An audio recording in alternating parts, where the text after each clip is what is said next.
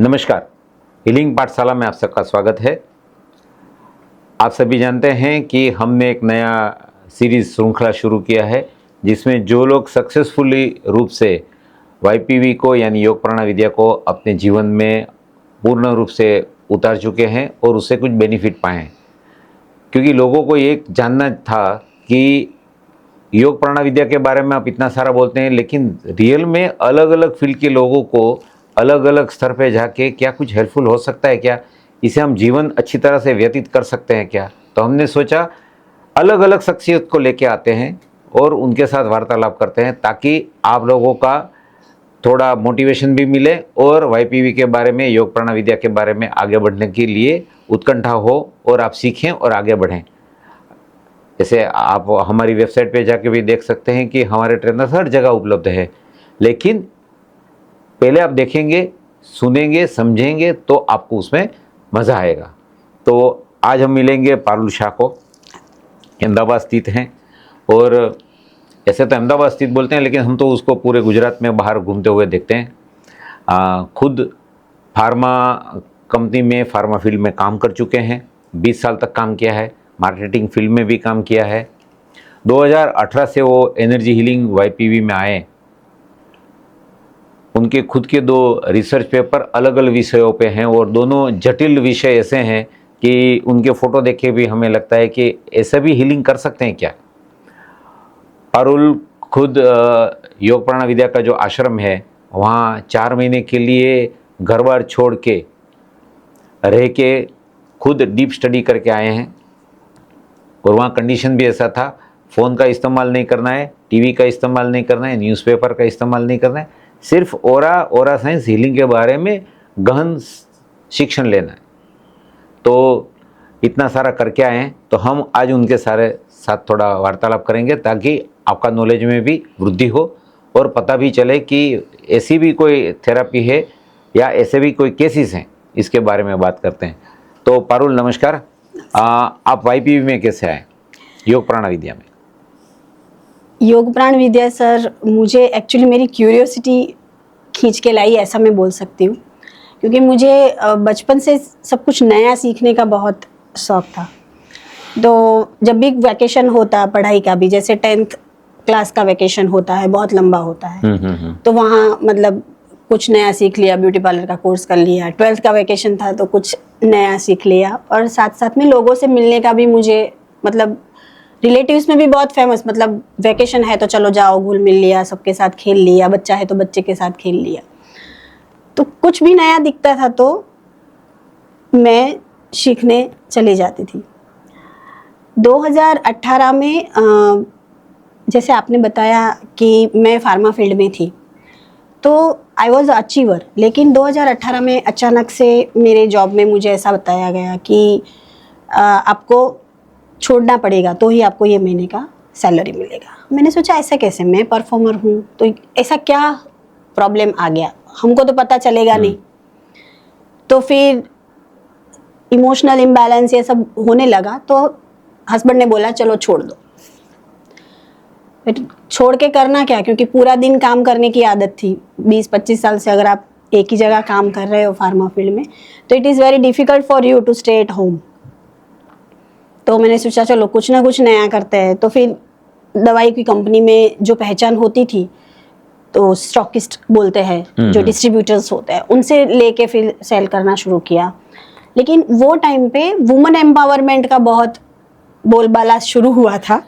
तो गूगल वालों ने एक मीटिंग रखी थी कि खाली वुमेन्स को इकट्ठा किया था, हर जगह की वुमेन्स आएगी। तो वहाँ हम सब इकट्ठे हुए। इन बिटवीन में नेचुरोपैथी भी सीख रही थी, NDDY। तो क्योंकि मुझे क्यूरियोसिटी बहुत थी कि एलोपैथी तो है, आयुर्वेदिक की प्रोडक्ट्स भी सेल की थी फार्मा मार्केट में, तो ये कुछ नया पैथी समझ में आया था कि जिसमें नेचुरली आप सबको हील कर सकते हैं। तो वो टाइम पे एज अ एंटरप्रेन्योर, जैसे सब बोलते हैं ना, तो सब वुमेन्स को बुलाया था, वहाँ हम गए। तो वहाँ भी काफ़ी कुछ मिला। वहाँ मुझे यहाँ योग प्राणायाम विद्या की एक ट्रेनर मिली, उसके साथ मेरी मीटिंग हुई। पता नहीं, तो उन्होंने मुझे पूछा आप क्या करते हो। मैंने बोला मैं कलर थेरापी हम करते हैं, जो नेचुरोपैथी में जो मैं सीखी हूँ वो सब मैंने उसको बताया। तो वो बोलती है कि हम तो बिना छुए कलर थेरेपी करते हैं। मैंने बोला ऐसे कैसे होता है, बिना छुए कलर थेरेपी कोई कैसे करता है? और उसके कार्ड में ऐसा लिखा था कि वो सॉल्ट का भी शायद कुछ करते हैं। सॉल्ट को सेल ऐसे करना क्या करते हैं मतलब? तो वो मुझे उसने मुझे थोड़ा समझाया। तो उसने मुझे ऐसे बोला कि आप एक बार मेरे क्लास में ज्वाइन करो। तो मैंने बोला ठीक है, अगर पॉसिबल होगा तो मैं आपको बताऊंगी, क्योंकि मैं जैसे ये सेलिंग में थी तो it is very difficult for me. तो मुझे उसने बोला 2 दिन का क्लास रहता है। तो मैंने बोला मेरे लिए बहुत डिफ़िकल्ट है पूरा दिन निकालने का, क्योंकि फैमिली भी है, साथ में मैं काम भी करती हूँ। तो उसने बोला ठीक है, मेरा जब क्लास होगा तो मैं आपको मैसेज कर दूंगी। तो उसका मैसेज रेगुलर आने लगा, लेकिन समहाउ मैंने सोचा चलो करूँ कि ना करूँ, करूँ कि ना करूँ, यही चलता था। फिर हम लोग कहीं घूमने गए थे तो वहाँ मैं गिर गई। तो मुझे स्पाइन में नीचे थोड़ा चोट आई। तो मैंने उसका वही टाइम पे उसका क्लास था, उसने मुझे फ़ोन किया। मैंने बोला सॉरी मैं तो अभी इंजर्ड हूँ और मुझे डॉक्टर ने बेड रेस्ट बोला है तो मैं नहीं आऊँगी। तो बोला नहीं मैं आपको हीलिंग दूंगी। मैंने बोला ऐसे आप उधर से मुझे कैसे? मतलब नहीं, हम लोग डिस्टेंस हीलिंग करते हैं। मैंने बोला ठीक है।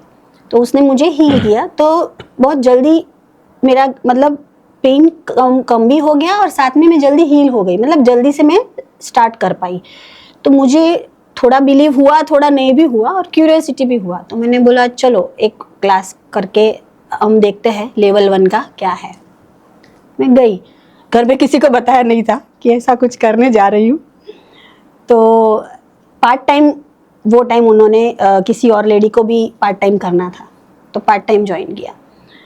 सीख तो लिया, बहुत अच्छा लगा कि ऐसा भी कुछ कर सकते हैं, मतलब कि बिना छुए आप किसी को हील कर सकते हो। और ये अपनी बॉडी को कुछ अलग तरीके से ही जाना कि चक्रा क्या है, ये सब एज अ साइंस। अंदर की बॉडी तो पूरा जानती थी, एनाटॉमी जो है। तो मेरे लिए थोड़ा चक्रा का फंक्शन समझना ईजी भी रहा और इंटरेस्टिंग भी रहा। फिर 1 महीना गुजर गया, मैंने कुछ प्रैक्टिस नहीं किया, सीख लिया, सर्टिफाइड कोर्स अच्छा भी लगा। एक दिन मेरी बेटी को दोपहर को स्कूल से, मतलब वो बस से उतरती है, तो मैं 2:45 से पहुंचना होता है। तो मैं गई तो उसको नीचे उतरते उसका पैर में मोच आ गई, छोटी बेटी को। अभी दोपहर को 2:45 it is very difficult, doctor मिलेगा नहीं। तो बच्चा भी छोटी 9 साल की थी, अभी बच्ची रोएगी तो अपने को ऐसा लगेगा कि क्या करेंगे। तो डॉक्टर को दिखाने नहीं जा सकते थे। मैंने बोला चलो तू ही मेरे अपने योग प्राण विद्या का लेवल 1 का हम हीलिंग करते हैं। तो मैंने बोला चल बेटा तू ही मेरी पहली पेशेंट। हमको ट्रैक दिया जाता है, ये बहुत अच्छी चीज़ है कि आप आफ्टर 1 मंथ आप कुछ मतलब रिकवर भी हो जाएगा। आपके पास ट्रैक है तो आप मोबाइल से कर सकते हैं उसका प्रैक्टिस। तो मैंने जस्ट हमको जैसे सिखाया था वैसे पूरा ट्रैक किया और उसको हील किया। पहले 5-10 मिनट तो उसको कुछ लगा नहीं, फिर 15 मिनट बाद वो जंप करने लगी। बोले मम्मा तूने तो जादू कर दिया, क्योंकि उसको पेन बिल्कुल चला गया। और बच्चे को होता है ना कि मुझे दवाई नहीं लेने जाना पड़ेगा, डॉक्टर के पास कुछ नहीं करना पड़ेगा, और मैं ऐसे ही मतलब मेरा पेन पूरा चला गया। तो तब से मुझे लगा कि इतनी जल्दी अगर ये खुशी मेरे बच्ची के मुंह पे आ सकती है, और एक्सपेंस भी तो बचता है, वो अलग चीज़ है, लेकिन जो खुशी बच्चे को मिली और एट अ टाइम आपको 15 मिनट में पेन चला गया, तो उससे मेरे को लगा कि नहीं कुछ तो है। उसके बाद रुकी नहीं, ऐसा बोलूँ तो चले, क्योंकि फिर मुझे बहुत इंटरेस्ट रहा 2nd-3rd लेवल सीखने के बाद तो और भी, क्योंकि उसमें इमोशनल मेंटल लेवल पे जो मेरे काफ़ी सारे क्वेश्चंस थे कि मैं कभी थकती नहीं थी, और क्योंकि मेरा स्वभाव ऐसा था सबके साथ बोलना, खुश रहना, तो काफ़ी क्वेश्चन थे कि मेरे साथ सब इजीली घुल मिल जाते थे और मैं कभी थकती नहीं थी। आजू बाजू वाले भी पूछते थे।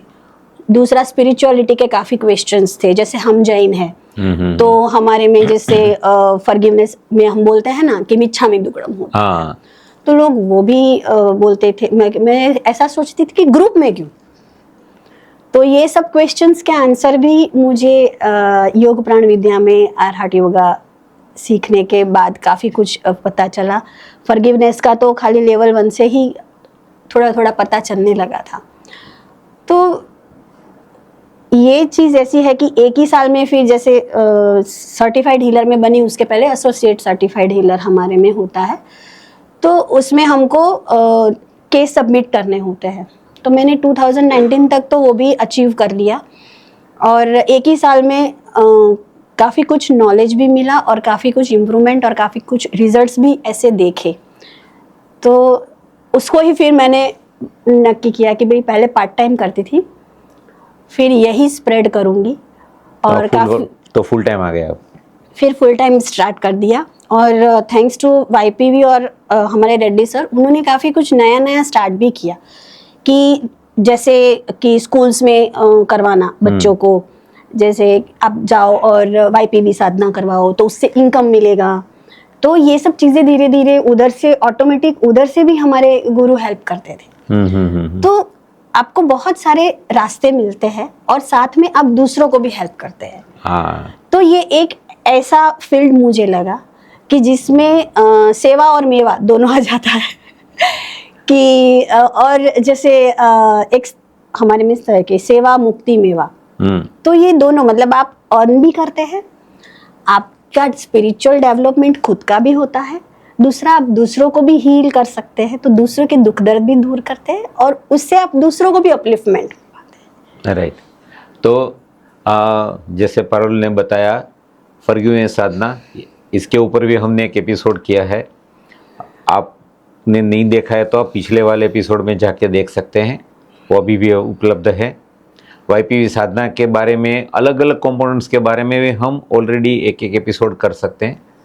पारुल अलग अलग जगह स्कूल, कॉलेज, कॉर्पोरेट्स में जाके करवाते तो हैं, लेकिन एक इनका इंटरेस्टिंग भी है, अचीवमेंट भी मैं बोल सकता हूँ कि जेल में जो लोग ऐसे तो अभी सुधार गुरु बोलते हैं, जो लोग प्रिजन में हैं तो प्रिजन इंटीमेट्स बोलते हैं या क्या बोलते हैं इसको, मैं तो सुधार गुरु बोलता हूँ। तो वहाँ जाके भी एक स्पेशल एपिसोड करके आए। उसमें आपने कहाँ किया था ये सर बड़ौदा गए थे हम लोग। हाँ। वहाँ हमने रेडियो पे बड़ौदा, उनका क्या होता है हर जेल में, बड़ौदा में था कि रेडियो पे वो लोग ऐसे इंस्पिरेशनल स्पीच और ये सब करवाते हैं। तो क्योंकि मैं एज अ वुमन गई थी तो उन्होंने बोला आप रेडियो पे ये प्रोग्राम कीजिए।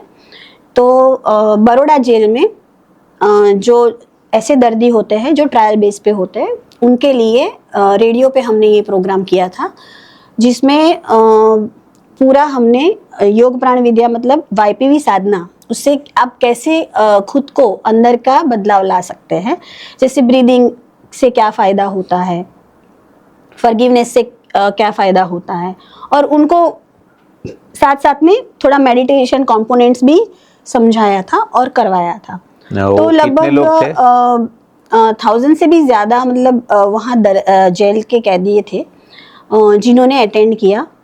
और इवन वहाँ जो पुलिस वाले थे वो भी ऐसे उधर ही कैबिन में बैठ गए, तो वो खुद भी प्रैक्टिस कर रहे थे। Very good. तो मुझे अच्छा लगा कि एटलीस्ट वो लोग रेगुलरली कैदियों को मिलते हैं, तो वो थोड़ा उनको गाइड भी कर सकते हैं भविष्य में। उनका खुद का भी एनर्जी चला जाता है ना, ये सब हैंडल करते करते, तो उनको भी बहुत अच्छा लगा।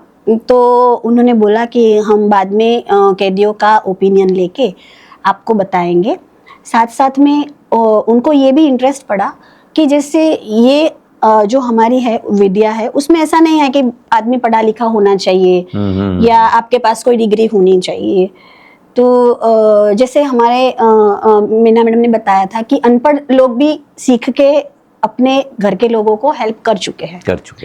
तो मैंने उधर वो भी बताया कि जब कैदी बाहर निकलता है तो उसको कन्फ्यूजन रहता है कि आगे जाके वो कैसे अपने आप को साबित करे, या तो वो लोग भी ये सीख के आगे अपनी लाइफ में सुधार ला सकते हैं। ये बहुत बढ़िया है। तो ये एक चीज़ भी हमने ओपिनियन दिया था कि आप ये भी कर सकते हैं। तो ये भी मैंने कंक्लूड किया था उसमें जो स्पीच दी थी, जो प्रैक्टिस करवाई थी उनको। लेकिन वो एक बहुत अच्छा एक्सपीरियंस था being a woman, specially even I am thankful to my family, मेरे हस्बैंड, क्योंकि वो लोग एटलीस्ट भेजते हैं हाँ, मैं यानी प्रिजन तक मार्केटिंग जाना, क्योंकि एक आप किसी को भी बोले कहाँ जा रहे हैं, बोले जेल में जा रहे हैं, तो फैमिली वाले भी डरेंगे, वहाँ क्यों जाना है, वहाँ कोई अच्छे तो थोड़े होते हैं, सब बोलते हैं ना खूंखार लोग होते हैं, इनफेक्ट नहीं होते हैं, लेकिन समाज का दृष्टि ऐसा हो गया अभी, तो उसके लिए हम क्या कर सकते हैं। और मैंने सुना वो ये काम के लिए आपको अभी तो वो गुजरात राज्य के नायब मुख्यमंत्री हैं श्री हर्ष संघवी, उन्होंने भी आपको हेल्प किया था हाँ। कि वहाँ तक पहुँचाने के लिए। तो आप देखिए अच्छा काम करते हैं तो क्या होता है, गवर्नमेंट से लेकर सब लोग आपके साथ में खड़े हो जाते हैं, सपोर्ट हो जाता है। तो एक अंतिम सवाल कि मैं सबको पूछता हूँ ये तो, कि आपको दिल छू जाने वाला ऐसा कोई हीलिंग केस आपको याद है, ताकि क्या है अगर आप जैसे बताएंगे तो हमारे दर्शकों को भी ऐसा लगे कि इस चीज़ अगर ये कर सकते हैं तो हम भी कर सकते हैं, या किसी को तकलीफ है तो उसको रास्ता भी मिलेगा। जैसे सर दिल छू जाने वाले तो काफ़ी केसेस है, लेकिन एक स्पेशली मैं छोटे बच्चे का केस है कि जो उसका लर्निंग डिसेबिलिटी इश्यू था, और वो बच्चा प्ले स्कूल में जाएगा तो भी सो जाएगा, टीचर हमेशा उसकी मम्मी को फरियाद करेगी। तो जैसे मैंने बताया कि हम ये YPV साधना करवाने, तो मैं हीलिंग कैंप हम अलग अलग जगह करते थे। तो प्ले स्कूल में वहाँ मैंने टीचर को रिक्वेस्ट किया था एक हीलिंग कैंप लगाने के लिए। तो वहाँ एक मदर आई थी, तो बोलती है मेरे बच्चे को ये इश्यू है, आप उसको ये थेरेपी से फ़र्क हो सकता है, तो वो लेके आई। तो मैंने बस दिल से सर्टिफाइड हीलर हूँ, तो जो हम लोग सीनियर करते हैं अच्छा, तो वो हीलिंग स्टार्ट किया। तो एक ही हीलिंग से वो बच्चा एक्टिव हो गया एकदम, जो सोते सोते ही सब काम करता था, खेलेगा तो भी सोते सोते ही खेलेगा, बोलेगा तो भी वो खड़ा होगा नहीं। तो मम्मी को ऐसा लगा अगर एक हीलिंग से इतना फ़र्क पड़ा है, तो अगर इसका रेगुलर में करवाऊँ तो कितना अच्छा रहेगा। तो उसने हीलिंग स्टार्ट करवाया, और साथ साथ में उसने ऐसे बोला कि आप मुझे सिखा भी दो, क्योंकि मुझे उस पे वो ट्विंस थे। अच्छा। और एक बच्चा था बहुत एक्टिव था, और दूसरा था वो ऐसे लेथार्जिक, जिसका अभी या डल बोल सकते हैं। हाँ, तो क्या डल बच्चा था, तो दोनों बच्चों में भी वो दूसरे बच्चे को भी ऐसा लगेगा कि मेरी मम्मी इसका बहुत ध्यान रखती है, मेरा नहीं रखती। तो मैंने उसको भी कुछ प्रैक्टिसेस बताई, जैसे कि क्यों ये प्रॉब्लम हुआ, जो हम सीखे हैं योग प्राण विद्या में। तो वो उसने प्रैक्टिस चालू की, साथ साथ में उसने सीखना भी चालू किया, और उसके हीलिंग से इतना फायदा, उसका ब्रेन डेवलपमेंट हुआ। जो बच्चा खाली आप बोलो वो रिपीट ही करेगा, वो खुद से कुछ नहीं बोलता था। आपने बोला बैठ जाओ, हाँ बैठ जाओ, ऐसा बोलेगा, बैठेगा लेकिन बोलेगा बैठ जाओ, और उसका आप जो बोलते हैं वो शब्द वो रिपीट करता है। हाँ, वो खुद नहीं बोलता था कुछ भी। तो जैसे जैसे उसका हीलिंग स्टार्ट हुआ, थोड़े ही दिनों में वो बच्चे में इम्प्रूवमेंट दिखने लगा, और वो बच्चा अपने आप से थोड़ा क्रिएटिव बोलने लगा। उसके रिजल्ट में स्कूल में टीचर में भी 1 मंथ में बोला कि आपके बच्चे में काफ़ी इम्प्रूवमेंट दिख रहा है। वाह वाह। और माँ सीख गई तब तक लेवल 1। फिर उनको मैंने बोला आप भी लेवल 1 से करो, मैं इससे भी करती हूँ। तो धीरे धीरे इतना इम्प्रूवमेंट आया कि उसकी टीचर ने बोला कि उसके रिपोर्ट कार्ड में भी दिखने लगा, और अभी तो वो बच्चा इक्विवेलेंट मतलब यानी नॉर्मल हो जो गया बाकी दोनों। बच्चों की तरह अभी काफी बोलता भी है, काफी इंटरेस्ट भी लेता है, जो डर था उसका वो भी चला गया। तो ये छोटे बच्चे में ये बदलाव बहुत कम देखने मिलता है, इतने कम समय में, सिर्फ 3 महीने में उसको काफी फर्क पड़ गया। तो अभी उसका हीलिंग भी मतलब हमने बंद किया, क्योंकि ये चीज सर क्या होती है कि लोगों को बताने में भी माँ बाप को शर्म आती है कि भी मेरे बेटे को लर्निंग डिसेबिलिटी है, ऑटिज्म है। हमारा रिसर्च पेपर भी है, जैसे आपको पता है हमारे काफी रिसर्च पेपर पब्लिश हो चुके हैं, 147 हो गए अभी तो उसमें ये एक ऑटिज्म वाला बच्चा भी है जिसका इम्प्रूवमेंट दिखा है। तो मेरे हिसाब से मैं ऐसा मानती हूँ कि हर माँ को एटलीस्ट सीखना चाहिए, जो अपने बच्चे को ध्यान रख सके, हायर इमोशंस में रख सके, और उसको फिजिकली, इमोशनली और मेंटली हर तरीके से आगे बढ़ने में मदद कर सके। क्योंकि माँ तो मेन होती है। हाँ, माँ ही तो घर का ध्यान रखती है। ऐसे तो मैं ऐसे मानता हूँ कि माँ या बाप जिसके पास भी थोड़ा समय हो वो ये सीखे तो काफ़ी परिवार के लिए अच्छा हो जाए। इसीलिए हर घर में एक एनर्जी हीलर होना चाहिए। नेचुरली मैं इतने सारा वाईपीवी के बारे में बोलता हूँ तो मैं बोलता हूँ कि हर घर में एक वाईपीवी हीलर होना चाहिए। तो आपने देखा कि बच्चों के अंदर भी इतना फ़र्क पड़ता है छोटे बच्चे में। तो शुरुआत तो लर्निंग डिसेबिलिटी से होता है और कंपटीशन के ज़माने में ये तो बहुत मदद रूप हो सकता है। तो आप भी देखिए, अगर आप किसी को जानते हैं ऐसे कोई बच्चे को, तो उनके परिवार को गाइड करिए कि वाईपीवी का संपर्क करें और अपने आप में बदलाव लाएं, परिवार को उसे बाहर निकलने में मदद करें। तो आपको ये एपिसोड कैसा लगा वो कृपया कमेंट में बताइए, लाइक और शेयर करना ना भूलिए। धन्यवाद Parul, thank you. Thank you very much. मिलते हैं अगले एपिसोड में। Thank you.